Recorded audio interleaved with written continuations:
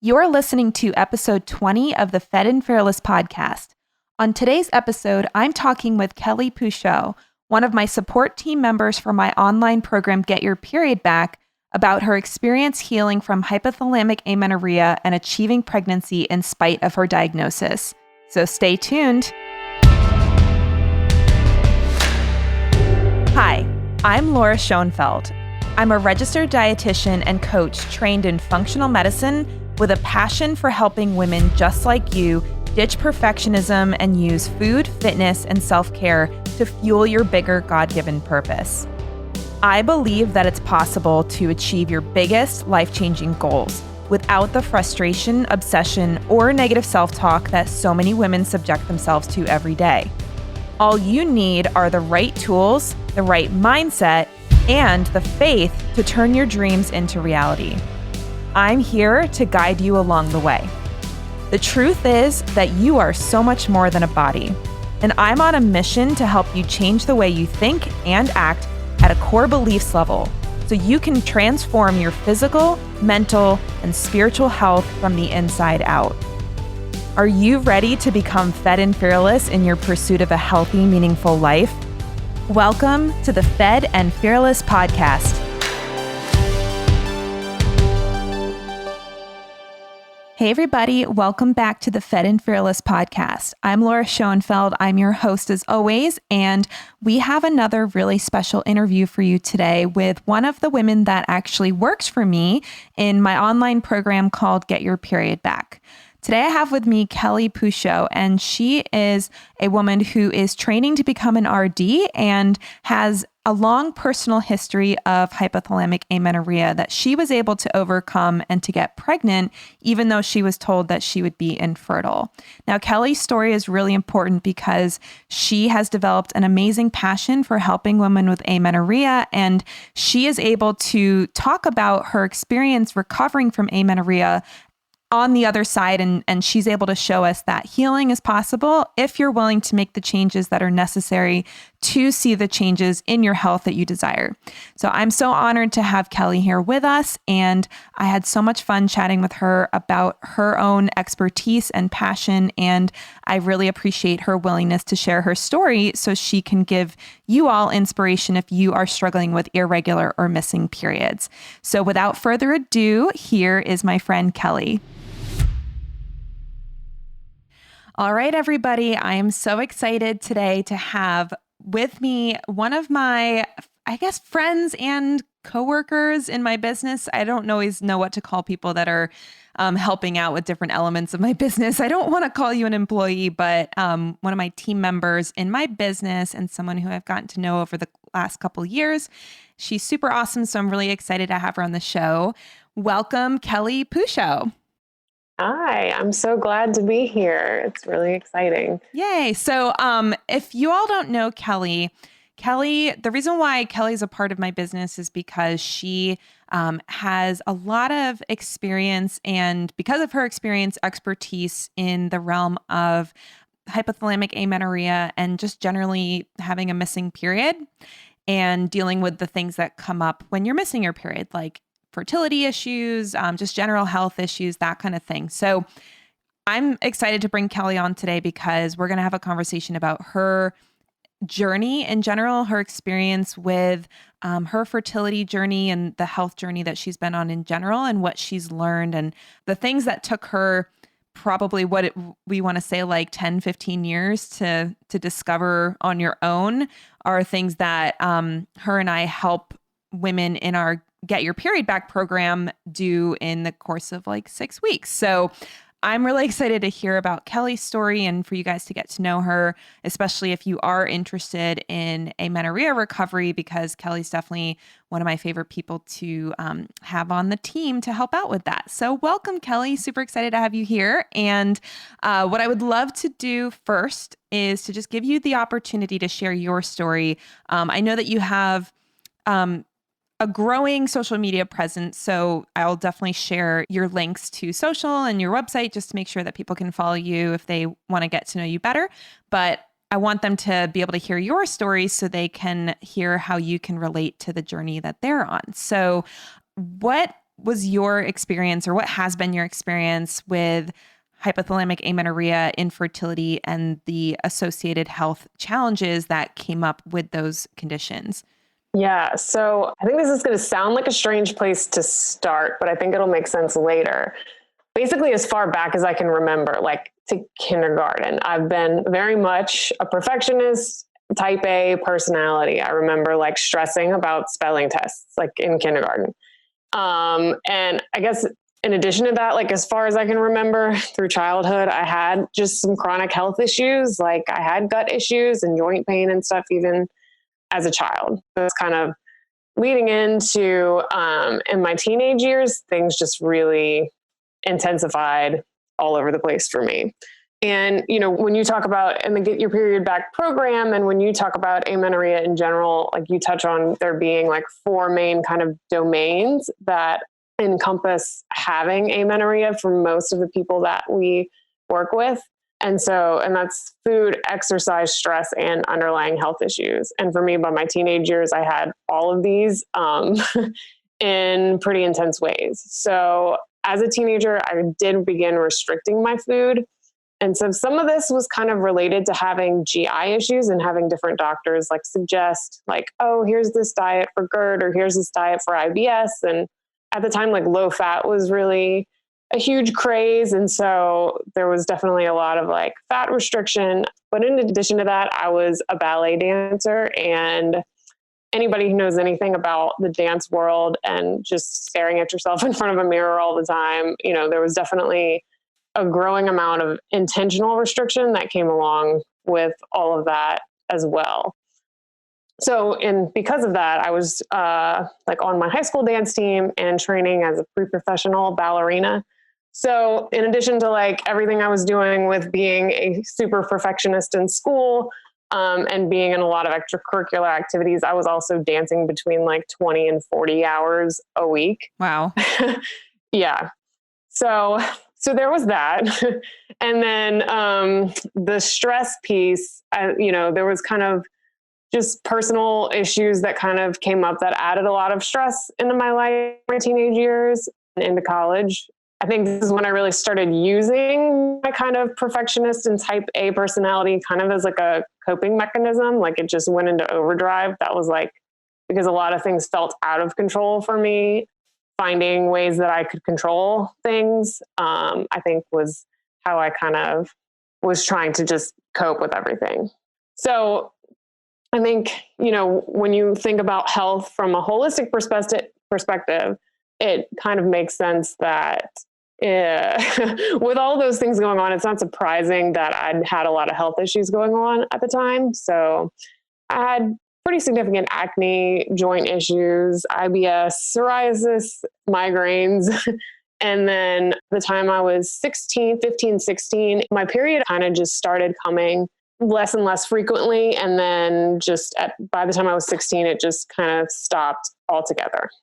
And I think around then, like, I just didn't really care. I kind of thought that was like, hey, that's kind of nice. And I don't know, I was just kind of young and naive and didn't think too much of it. And I think it took maybe another year for me to set out and actually go to an OBGYN and kind of talk about it. And they put me on the pill. So I took that, which kind of just masked over everything for a while.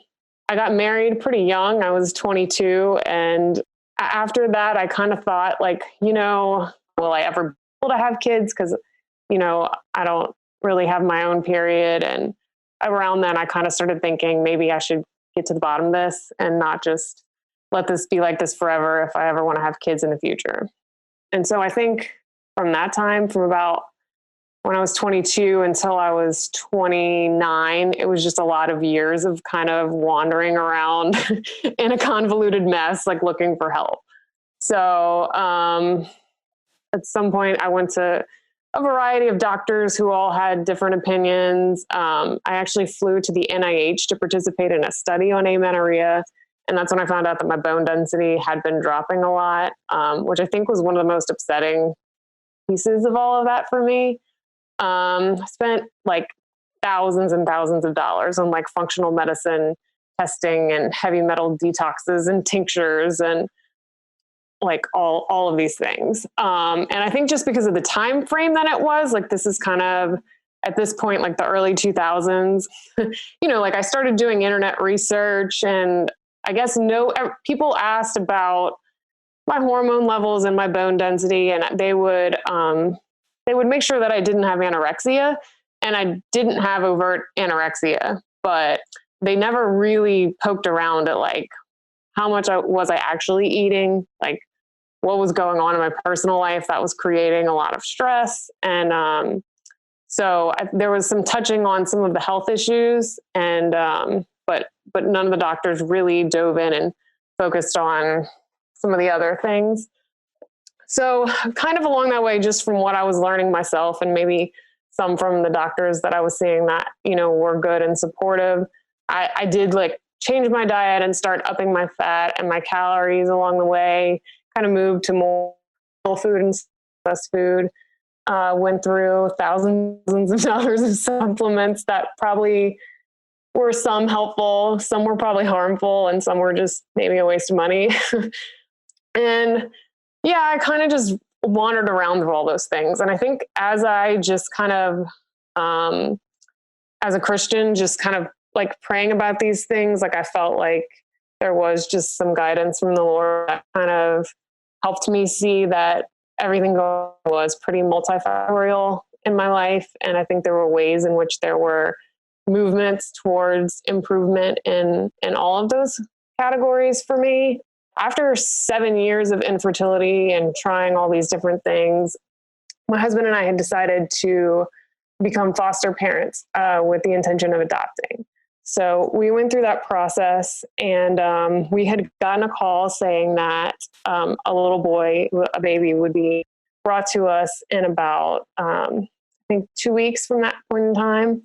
So there had been a prayer service at our church during that time, and I think the baby was maybe a little over a year old. And so I was asking for prayer from my friends, just to kind of like, I was becoming a mom, and a mom, of an active baby, and just wanted prayer for that. And obviously all the people that I had been walking with at church, all of these years knew a little bit about what's going on from an infertility perspective, and, had been praying for me for years in like a variety of ways. But that night when they prayed for me, a few people just started praying that I would get pregnant.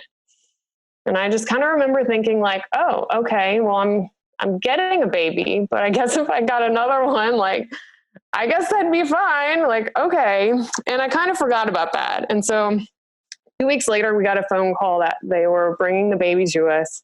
So we called in and took off of work and started running around, like buying diapers and stuff like that. And then we got a phone call that the whole thing had been called off. And just within like a 2-hour time span or something. And we were just devastated. I mean, it was really, really, really devastating. I just remember thinking like, God, like, why? Like, we've gone through all of this, and, here we are thinking that we could, be parents to this little boy, and it just made no sense. And I mean, I think there's still elements where it doesn't totally make sense, because we would have been happy to have that baby as well. But 2 to 3 weeks after all of that, I had been given a new prescription that said, don't take if pregnant. And when you don't have your period for, at that point, I think 12 years, you never actually know if you could possibly be pregnant. Like when people ask that, it's kind of like, well, I don't get that, I don't get that sign every month that tells me that I'm definitely not. So it's sort of possible because we have, been wanting to be.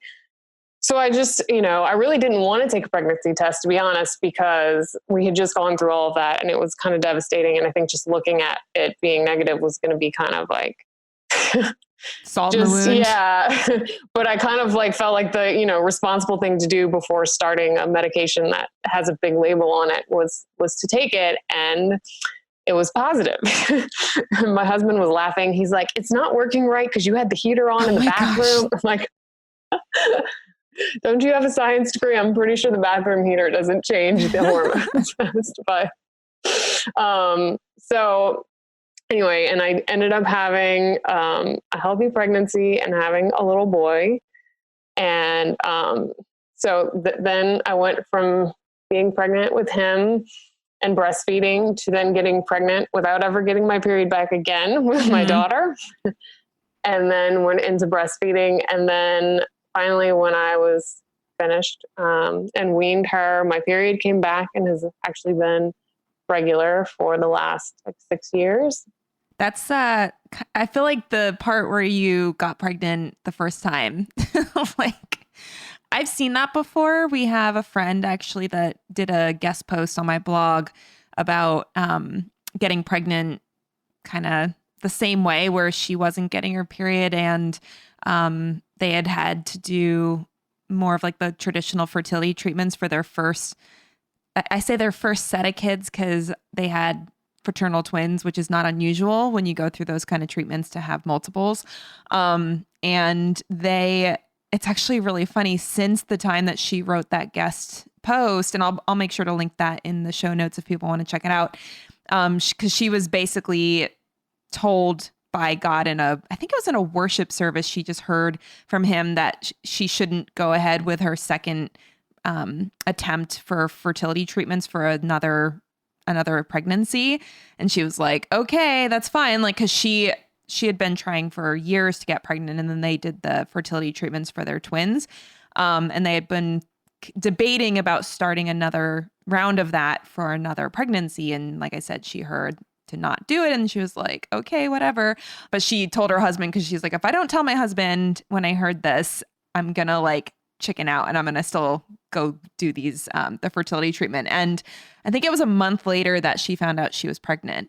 And then the kind of funny, I mean, it's not funny, but it's kind of ironic.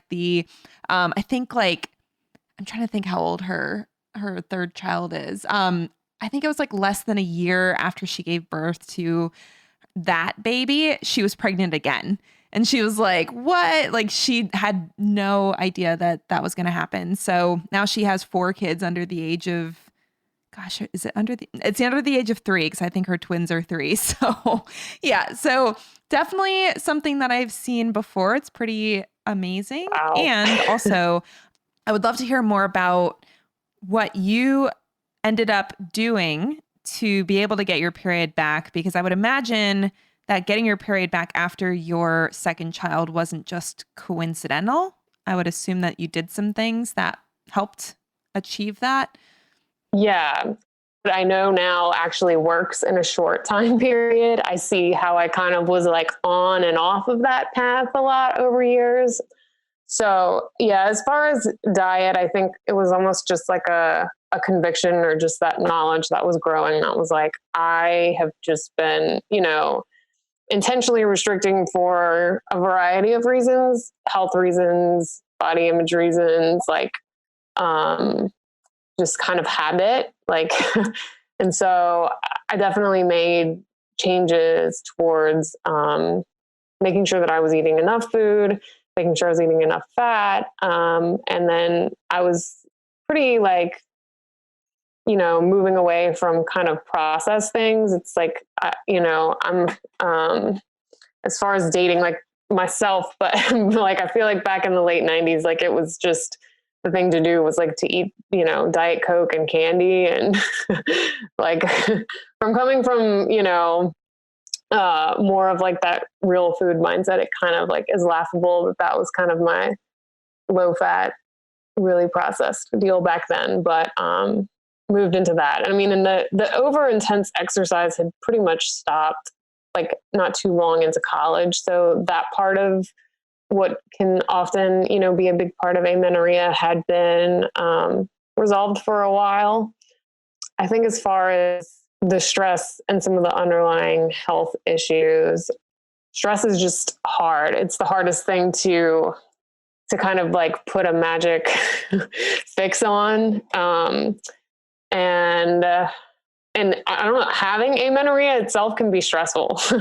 And you get told, many different things and about, about fertility treatments. I'm thinking about, is my bone health like deteriorating? Am I going to have osteoporosis before I'm 30?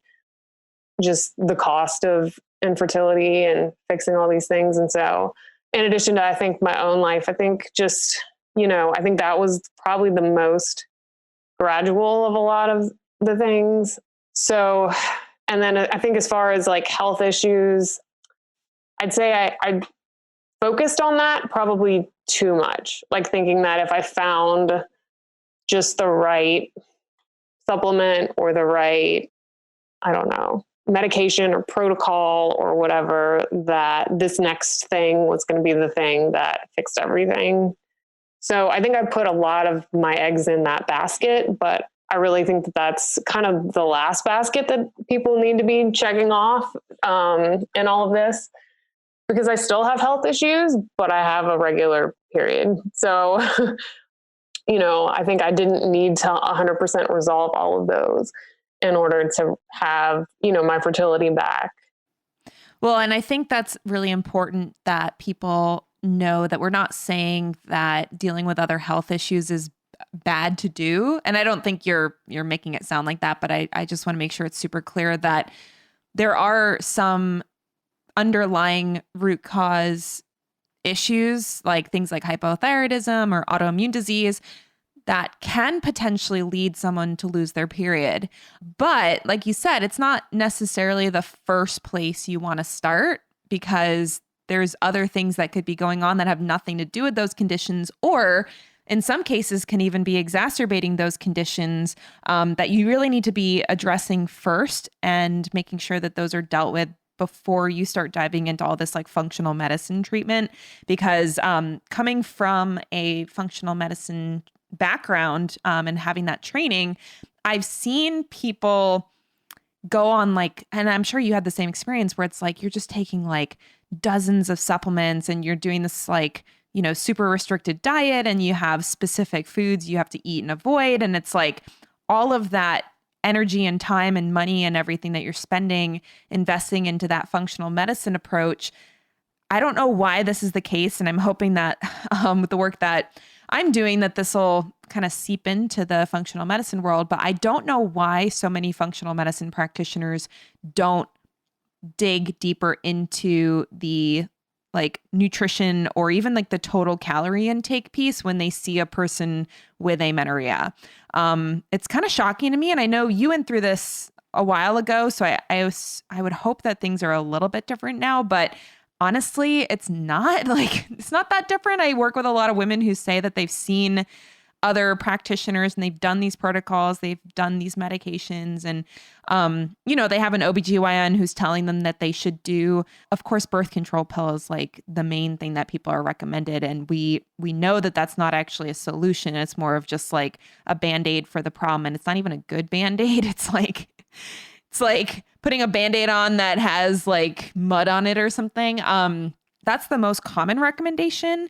And that is something that, like we said, it doesn't actually fix the problem, and it creates other problems that can make things worse, or it hides the problem so you can continue doing the behaviors that create the amenorrhea without that feedback of showing you like, hey, this is actually not normal. So that's not a good solution for most people. And then a lot of times other solutions that are recommended are totally out of order, like things like the Provera challenge or Clomid or something like that, that kind of bypasses your body's regulatory system, and it can show certain things or it can possibly help in certain situations, but it's definitely not a replacement for the diet, exercise, and lifestyle habits that oftentimes are what drive these changes in the first place.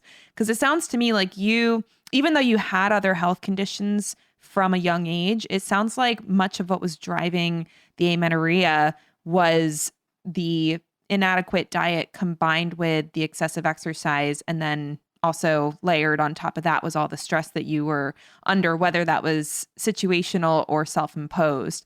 And I know a lot of women with HA are perfectionists. They are type A, kind of like want everything to be the way that they believe it should be. And frequently the way that they think it should be is not actually good for their bodies. So it sounds like it's not that anything functional medicine minded or that approach. We're not saying don't do it at all. We're just saying that's like the tip of the pyramid if you're thinking about what your approach is going to be. And the foundation of the pyramid really needs to be the food and exercise and stress management piece. Yes, absolutely. Yeah. I mean, I think it was pretty shocking to me how quick, like, particularly like infertility doctors were to just throw fertility treatments at me. And I think it's like that gut instinct knew, like, well, if my body isn't working right and my bone density is tanking, and, is it really a good idea for me to force myself to get pregnant? And that's not to judge anyone who makes that decision, because going through infertility, like, I know how, wanting to be a mom, and everybody makes the best decisions for themselves. But for me, it just felt like I really need to get to the root of this problem, whatever it is. But, I did kind of focus on the pyramid upside down. And maybe some of that's just, sometimes you just have to look into yourself and realize it's not like, I can't just blame this on autoimmune disease or whatever. Like, there's something that I kind of need to like stare at myself and with God and kind of wrestle through, like, to see like what were really the roots of the issues. And a lot of that perfectionism and wanting to control, I think, kind of was much more of a driver, and much more of a driver of a lot of the health issues as well. Yeah, I do find that a lot of the women I work with, when they're perfectionists or type A, even though they're very highly educated and they're able to figure things out and they're able to solve problems, a lot of times these problems that are created from that type A kind of activity, so, doing too much, stressing too much, trying to control their body, that kind of thing, if that's creating the health issue itself, they can't use their discipline as a type A person to solve that necessarily. So I think that's where they end up getting stuck, because the things that makes a type A person successful in other areas of their lives is something that I think actually gets in the way of them being successful when they develop health issues that are attributed to those perfectionist tendencies. Which is why in the Get Your Period Back program, we really try to help give people steps to take and very clear instructions, because I think when somebody is type A, they're good at following instructions. Like, they're good at making the adjustments if they have a plan. So I think I've become more type A as time has gone on. I used to think I wasn't, and then I realized I kind of am. I'm not at the extreme as I feel like you might have been in the past, but I definitely think it's easy to be hard on yourself. It's easy to have high expectations for yourself and to push yourself. And again, it's especially in a culture that values productivity and achievement and all that, it's really easy to just go way overboard in those tendencies. And so trying to break out of that can be very countercultural. And I actually feel like the faith piece, one of the reasons why I do incorporate faith into the work that I do is because I don't actually know how else to deal with that without the faith piece. So I'd love to hear what your thoughts are about that, because I'm sure there's people out there that help perfectionists from a secular perspective, or maybe just like an evidence-based perspective. But for me, I just don't know how to really deal with that without God's intervention. So what's your thoughts about all that? Yeah. I mean, honestly, the painful truth is that the root of that is that, perfectionism is really just trying to replace God. God is perfect. And quest for perfectionism is really just sort of like displacing God in your life, and wanting the control instead of trusting. That's painful to say, because I'm, certainly not cured of falling into that at all. But I've definitely come a very long way. So, and I think for me, like, I just remember even like being as a child, like feeling like I have my life, God is in my box, but like, it's just like a part of my box, like not like, in charge. Like, I remember seeing people in church that were kind of like a little too sold out to God in my view. Um, and, you know, as I got into college and like I'm kind of explaining through the teenage and early college years, like things were really not going well for me in my life. And I took that perfectionism and type A and control, like just to hyper overdrive, because it was like the only way I felt like I knew how to cope with anything. And that's more of a retrospective kind of looking at it. But, you know, I think I really just got to the end of my rope, like my freshman year in college, feeling like I've already like seen, like I'm just wrecking my health worse. Like none of this perfectionism and my grades are like on campus and extracurricular activities and all of that is actually making me any happier. And everything just kind of feels like it's falling apart right now. And that's when I really truly turned, you know, to God for the first time and just surrendered my life to him. And so, you know, I think for me as well, just the years of walking through infertility and walking through this whole amenorrhea journey, I think did a lot for deepening my faith and kind of helping me wrestle through what those issues were along the way. Like I didn't have specific guidance from anybody really. It was kind of just, I think the Holy Spirit along the way kind of like pinging me in little ways as to what was really going on, you know. But I think in that as well, it was kind of like that coupling of doing things like that I knew were the right thing to do, like, or at least trying, whether they were helping or not in terms of the supplements and the protocols and eating more and all of that, but also trusting God at the same time for him to intervene and knowing, kind of feeling like he could intervene miraculously if he wanted to. So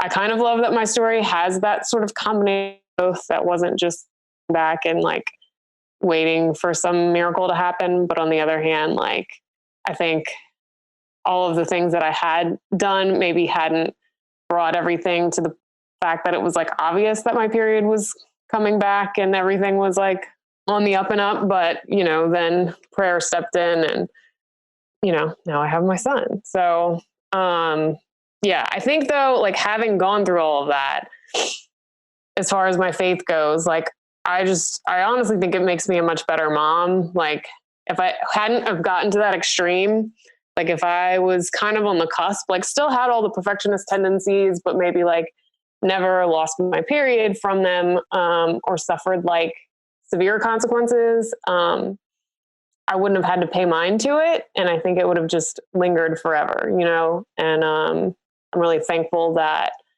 you know, being a mom to my kids, I'm much more free of all of those things and free of like my body image and freer in my food. And yeah, so I think I can definitely be thankful for all as a season in the ways in which I grew. And that I think it had to be that extreme in order for me to kind of actually take steps for it to be resolved.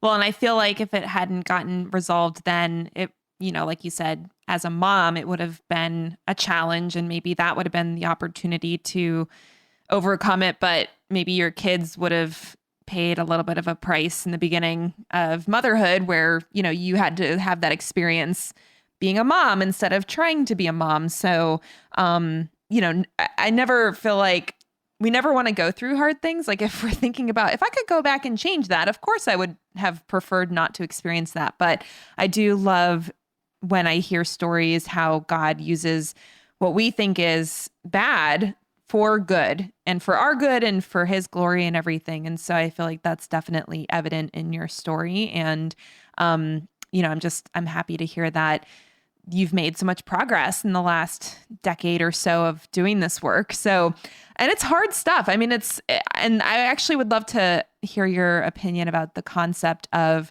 balancing faith with action, because like you said, it sounds like your previous like way of operating would have been, I'm in control. I need to do all the things right if I want to have the outcomes I want to have. And God's like over just in the bleachers watching, like he's not actually in control here. I'm the one that has to be doing all the work. And then there's that other end of the spectrum, like you said, where it's like somebody is too sold out for God, which I'm laughing because I feel like that description is I don't think we ever want to think there's like too much reliance on God, if that makes sense. But what I do think you can see sometimes is people mistake relying on God for lack of personal responsibility in their choices. So they make choices that maybe are not good for them or not like healthy for their body, healthy for their spirit, like whatever it is. And then they say, well, I'm covered by grace, or, well, God's in control, so what I do isn't important. So it's like, I think there's a big difference between being fully surrendered to God versus being like, you know, no personal responsibility and no personal action steps, because you just are like, well, if it's meant to be, God will do it, you know? So what do you think about all that? Because I think it's such a fine line between trusting God and not taking action because you don't want to be, trying to wrestle control from him. So what's your perspective? Yeah. I mean, I think it's definitely that fine line. And I think in my story, I like that it is kind of obviously both. Like, I mean, could I have miraculously gotten pregnant by continuing to eat like 12 or 1,500 calories a day? I mean, I suppose that's possible, but it's definitely not plausible. Like, so, I think that, there was a lot of that both. And I think along the way, even though I, would take certain steps, and sometimes I would find that after the fact, like maybe this, I don't know, like this protocol that I'm setting out to do, or this test that's going to find like the answer. I found how much I really had been putting my hope like in that thing. Like, I'm going to take this action step and I'm going to have this test done, and it's going to show me like all my problems, and we're going to fix it, and it's going to be great. And, I think I saw a lot along the way how much more I was putting my hope in this next thing working out versus actually in God and what he was doing. And so I think even just that whole just weeks of devastation, and I just really, I don't know, I think it was definitely a huge moment having the adoption fall through, of just really laying everything out and just being like, okay, God, like I'm not in control at all. And I have to trust that whether I ever become a mom or not, that like you're still good and you're still enough. Yeah. I mean, he walked me through a lot of tough things and a lot of tough lessons, but I think those are things that I definitely hold on to now as a mom, because literally like you have no control over your kids. Like, What? Come on. I mean, like I'm a parent, but I think I guess what I mean by that is that, like I parent them, but I think really you just realize that there's so much that's out of your control, and that they're really the Lord's. And, I think that's been really helpful in being able to parent them with that perspective as well, just kind of having hit all those tough lessons along the way.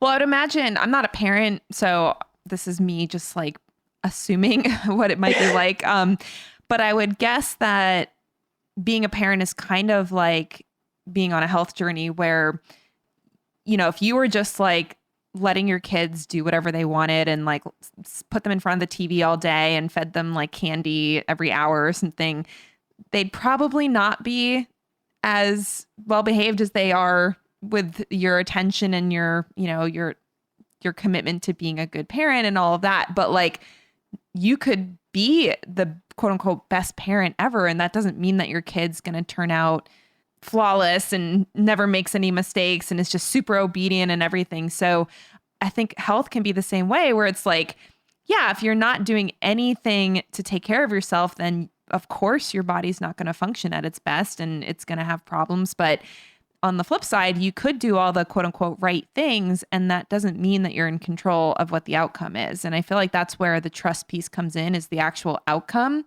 as opposed to the steps. Because I don't think, even though you said that your kids are not in your control, I would imagine that you still put effort into parenting to the best of your ability, right? Yeah, for the most part. Well, and the best of your ability doesn't mean like, that you do everything for your kids and that you're perfect all the time and that you never get mad and like, because that's not. Yeah, no. Yeah. I think all those things just kind of really did like that's the growth for me, is just realizing that, that I'm going to just do the best that I can and trust them. Right. But I feel like so many people are all or nothing. And I don't know if I know too many people who are all or nothing with their parenting, but I know a lot of people who become all or nothing with their health. And it's like, well, if I can't be in full control, then I'm not going to bother. Like, why bother if I don't have 100% control over the outcome? So I feel like most people, because their kids are not themselves, I think it's a lot easier for us to kind of give up on ourselves as opposed to giving up on another human, especially one that we birthed ourselves. So it's like, you have that extra level of responsibility that even if you wouldn't do it for yourself, you would probably do it for your kids. But I do think that, like I said, it's learning what to allow things to be good enough, because you can't do it perfectly. And it's not even possible for anyone to be a perfect parent. And it's not possible for anyone to do the health thing perfectly. And even if you do everything that on paper looks like it should be considered healthy, that doesn't mean that you're going to be seeing the result in your body. I mean, I can't even tell you how many people that I've interacted with that either know someone or they themselves are very health conscious, put a lot of time and energy and effort into eating a healthy diet, exercising regularly, doing like non-toxic cleaning products and that kind of thing. And yet they still ended up developing a serious illness. I know a couple people recently about my age, so like early 30s, who have been diagnosed with cancer recently. And it's just one of these things where it's like, when you see that kind of stuff happen,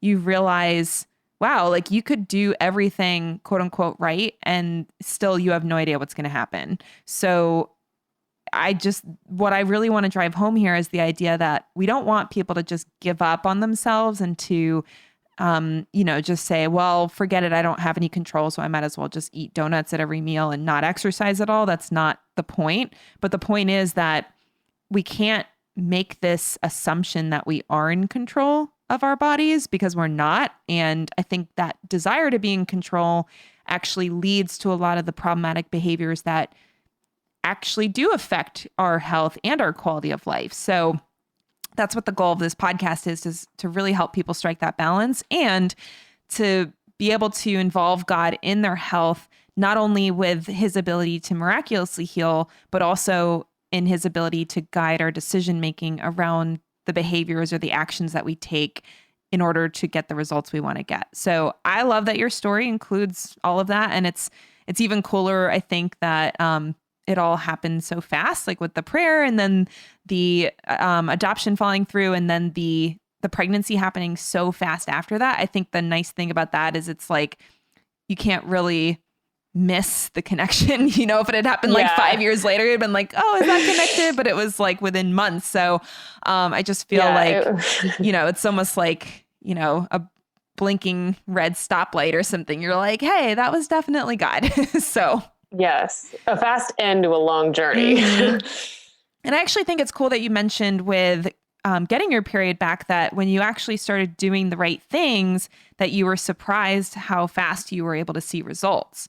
Yeah. I mean, I think when, particularly in our program, when we, set people on these paths with all of the right things, that results really can come quickly. And I mean, when I think about that, like, I really think like if you listen to my story, it's like anything or all of the contributing factors to most people's amenorrhea. Like, I feel like maybe this is the perfectionist in me. Like, I win at all of them. Like, I had them all really badly, really well. I don't know. Like, do you get an award for that? So, yeah, I think for me, that just makes me like truly believe that like, if you actually have hypothalamic amenorrhea, like you definitely can get your period back. If I can get my period back and I can have 2 kids and I can get my bone density back, like you can too. Yeah. And I know for the program we have, I think the record at this point is someone who wasn't getting their period for 12 years and was in her 40s. And I think she was like, maybe this is menopause, maybe it's never coming back. And she got hers back. So that's as far as like clients that I've worked with, the longest somebody's been without it to get it back. But how long were you without yours total? I mean, it was between like 16 to 29 when I got pregnant, but then I never actually got my period back for another 3 or 4 years after that. So even just 16 to 29 is what, 13 years. Yeah. 13 years. Wow. And then how many years after you got pregnant the first time? So I guess my kids are sorry. I'm like, yeah, they're 2 years apart, but I went straight back to back from pregnant, breastfeeding. So I guess that's like almost a total of 4 years. So would that have been, was that 17 years? Something, yeah, probably. Wow. So, I mean, maybe you're the record then. Yeah. That's what I'm saying. If I can be, if I can have both of my kids and have my fertility and have my bone health, like I absolutely believe if you're listening to this and you have amenorrhea and you're wondering if it can happen for you, that yes. Yes. Well, and Kelly has claimed the trophy of most amenorrheic. So if you're not as much as she is, then you definitely are in good shape. So totally being facetious on that. There's no such prize, but I just want to stroke your perfectionist heart to give you that trophy. So, so Yay. What I was going to ask is if you could give your younger self advice, what would you say to her? Oh gosh. I think first that surrendering to God piece, right? And giving up the control for sure. Being more surrendered, being more at peace with myself and being more at peace with not being in control. I would give that teenage girl a big lump of that for sure. And I would also have liked to have given myself the Get Your Period Back program so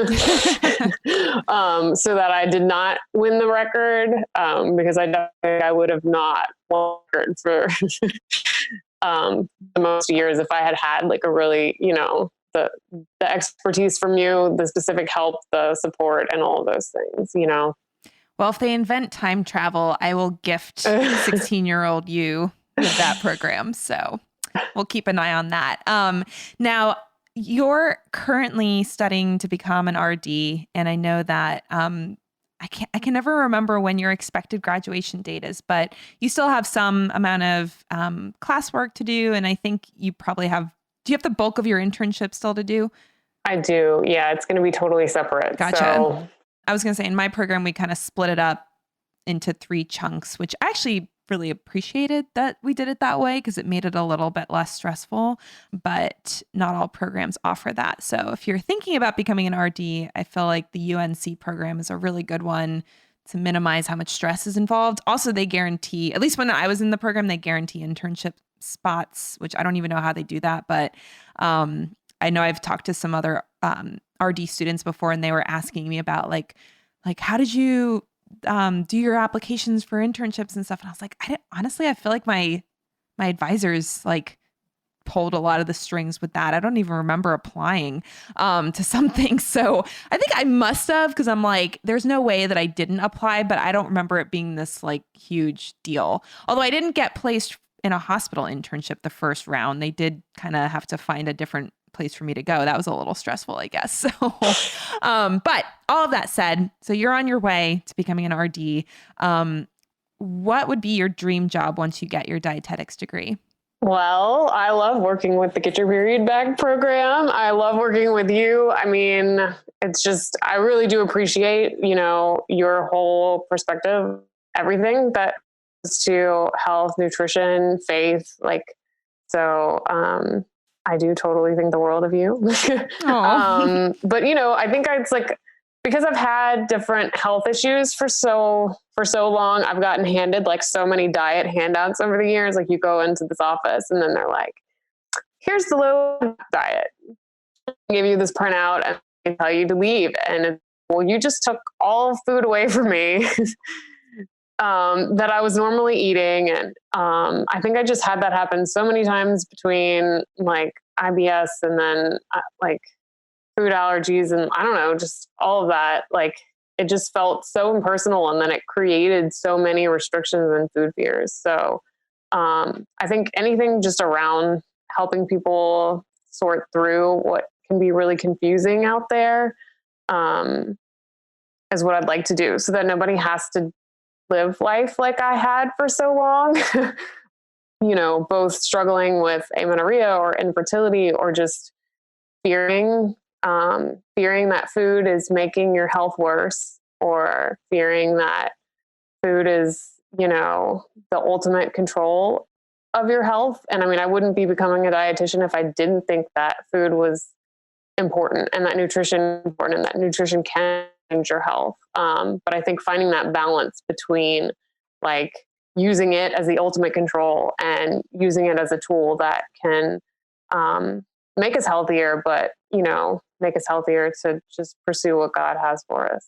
Yeah, I love that. And I feel like you said, you wouldn't be getting a dietetics degree if food was irrelevant. But on the flip side, I think we live in a world where it's been overblown, the importance of it, and it kind of overshadows things like mental health and spiritual health as being, the most important thing to focus on. And I feel like so much about food and our decisions about how we approach food actually stem from how healthy our mind and our spirit are. So my belief is that if we can get our mind right, and we can get our priorities right as far as, the way that God wants us to prioritize our lives, that the food piece actually becomes easier, because we know how to approach it from a place of caring for ourselves and caring for our bodies, and recognizing our value as people, as humans, and understanding the role that food plays and putting it in the right place. Because it's the same thing. Like, I think about sleep as being an example of something that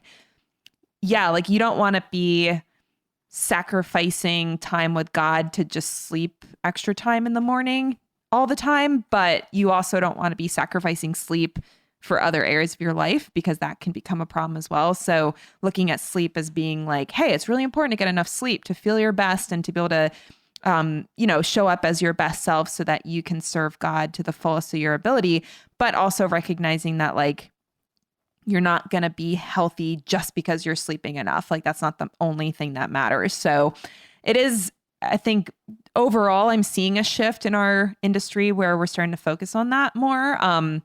Hopefully by the time you are graduated, it'll be even more of a thing. But I know that you're going to be an awesome voice to help make that something that people care about and are learning to balance, as opposed to just being so obsessive about their food. So I'm excited. I can't wait to see. First of all, I am excited for you to graduate, because I know that school can be exhausting and stressful. And I wasn't even a mom when I went to school, so I know you got a lot going on, but I just love your passion for it. So I think I have one more question for you, because there's so much I could ask you about, but I'm just so grateful that you shared your story with us today, and that you were so open and honest about what you've been through. And I also am really happy to have you as part of the Get Your Period Back program team, because I know I can't do this on my own. I can't run this program on my own without the support of lots of people, including you, which, I know that the women in the program appreciate your feedback because you've been through it and you know where they're coming from. And I've never dealt with hypothalamic amenorrhea. I've had issues with irregular periods and more of a PCOS type of presentation. But I think there's something really valuable about being able to connect at that level of experience. So I'm very glad that you're in the program. My last question for you is one that I ask everybody on the podcast, and that is, what do you believe makes a person more than a body? Well, I think that's definitely going to come, to my Christian faith, and just believing that we are a spirit as well. And I just think we're really holistic people, we're spiritual, emotional, and physical. And I just don't think that we can separate those things. And I think hypothalamic amenorrhea is really a great example of how spiritually, emotionally, and physically, all it all comes together in that. And so yeah, I think we're definitely way more than just a body. Awesome. I love it. So I would love to share with the listeners where they can follow you. I know that being in school, we're not expecting you to be like prolific or anything right now. So no pressure. But if they did want to connect with you further, if they just want to send you a message and tell you what they thought about today's episode, where can they connect with you? Yeah, I have an account on Instagram at well_co. So WELL_CO. And I'd love to hear your story if you're struggling with hypothalamic amenorrhea. I'm definitely happy, to connect with you and talk to you more about my story, or definitely talk to you more about the options of the Get Your Period Back program, so that if you are struggling, we can help you get your period back. Awesome. Well, thank you so much, Kelly. I know that you're super busy, and I'm just glad that we had this opportunity to connect today, and that I have you in my court when it comes to helping the women that are dealing with amenorrhea. So thanks again for sharing your story, and I'd love to have you back on the show in the future, and maybe once you're actually in the working world and you're able to put all this knowledge to use, since I know you're itching to do so. Yes. Well, thank you. I mean, it's an honor to be in your court, and it just feels really amazing to just kind of use what God has put me through and then see those results in other women. It's just, it's super rewarding and makes me smile big at the end of the day. Oh, well, that's awesome. Well, thanks to everybody who's here hanging out with us on the Fed and Fearless podcast. We will see you next week, and I hope you guys have a great rest of your week. Take care, everybody. Hey, everyone. Laura Schoenfeld here again. Are you one of the nearly 45% of female athletes who experience menstrual irregularity? Have you gone more than 3 months in a row without a period? If so, keep listening, because I have a special training just for you. As a women's health expert and functional medicine dietitian, I've successfully helped hundreds of women recover their periods quickly with my evidence-based holistic approach, whether they had hypothalamic amenorrhea, polycystic ovarian syndrome or PCOS, or post-birth control syndrome. Seeing these women recover their hormonal health, get their period back, and even get pregnant was truly a joy. And I knew I just had to get this information out to as many women as I could. And I can't wait to share this truly life-changing information with you too. That's why I'm excited to share with you my free online video training, How to Get a Regular Period Without Birth Control. On this free training, you'll learn why any woman who wants to get her period back and get pregnant should not take the birth control pill.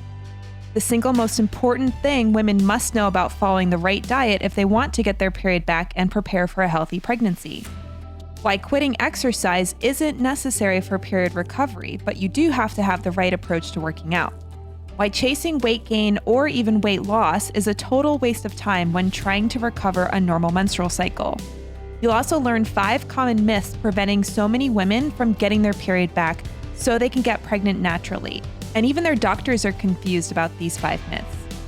I'll also show you how to save time and money on your journey to becoming a mom and starting a family.